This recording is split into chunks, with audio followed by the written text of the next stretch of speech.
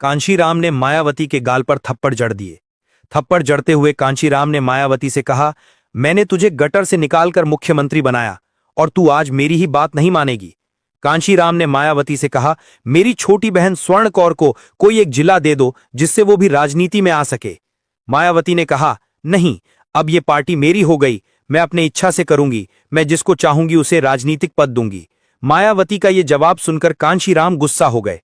ये कहानी है 1995 की उस एक रात की, जब लखनऊ के माल एवेन्यू में कांशीराम के घर में इतना बड़ा झगड़ा हुआ कि मायावती चुपचाप अपना बैग उठाकर निकल गईं और पूरी रात अपनी सफेद एम्बेसडर कार में सोईं।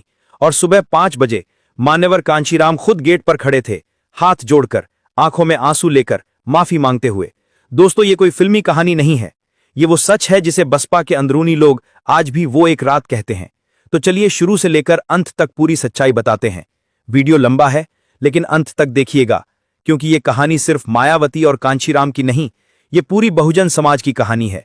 1995 का साल, बामसैफ शुरू हो चुका था, डीसैफ बना, फिर 14 अप्रैल 1984 को बसपा का जन्म हुआ। कांशीराम साहब दिन रात एक कर रहे थे। उनका सपना था एक ऐसी पार्टी बनाओ जिसमें सिर्फ बहुजन समाज का शासन हो, और इस सपने को पूरा करने के लिए उन्होंने जिस एक शख्स को चुना था वो थी मायावती।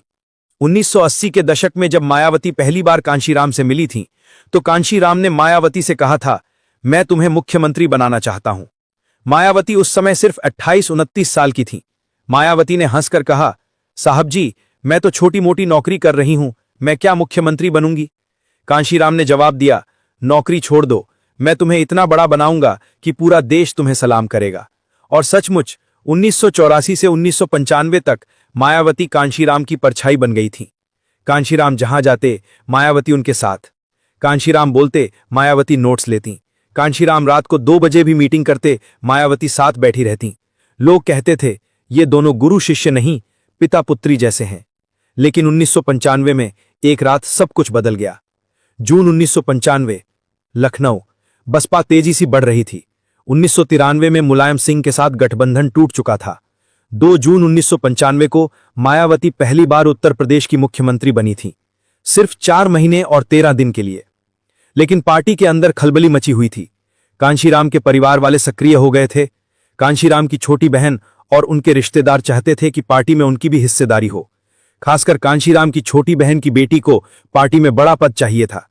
कांशीराम ने मायावती से कई बार कहा, लेकिन मायावती ने हर बार टाल दिया।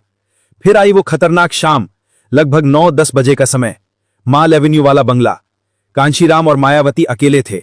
कांशीराम ने फिर वही बात छेड़ा, माया, मेरी बहन को जिला अध्यक्ष बना दो, वो हमारी फैमिली है। मायावती ने पहली बार सख्त लहजे में कहा, साहब जी, ये पार्टी आपकी निजी जागीर नहीं है, यहां योग्यता से पद मिलेगा, रिश्तेदारी से नहीं।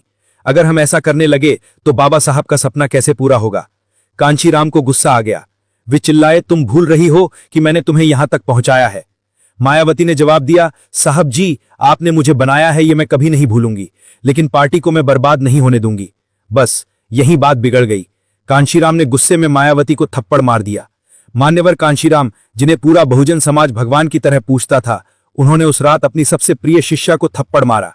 मायावती रोई नहीं, उन्होंने एक शब्द नहीं कहा, चुपचाप अपना छोटा सा बैग उठाया जिसमें कुछ कपड़े और बाबा साहब की किताबें थीं, और घर से निकल गईं।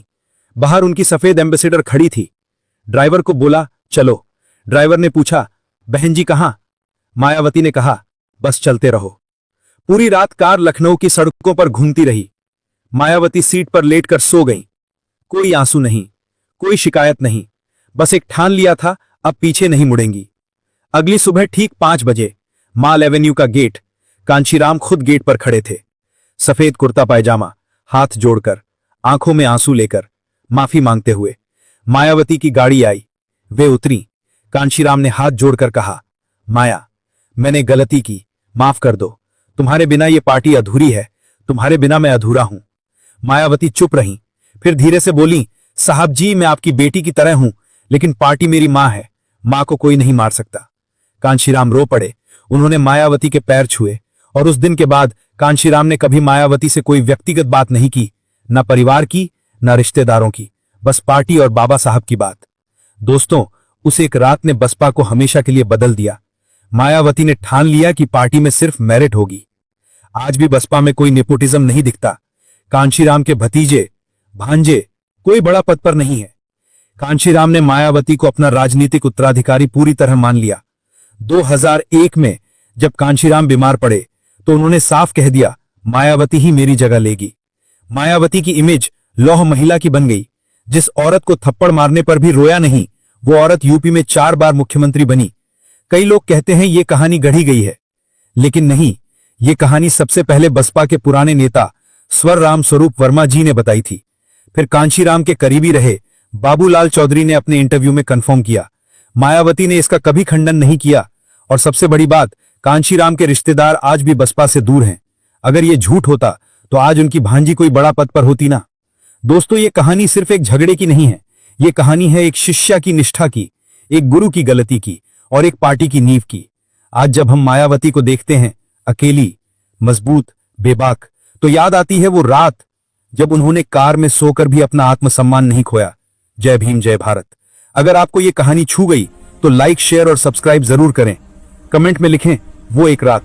मिलते हैं अगली सच्ची कहानी के साथ।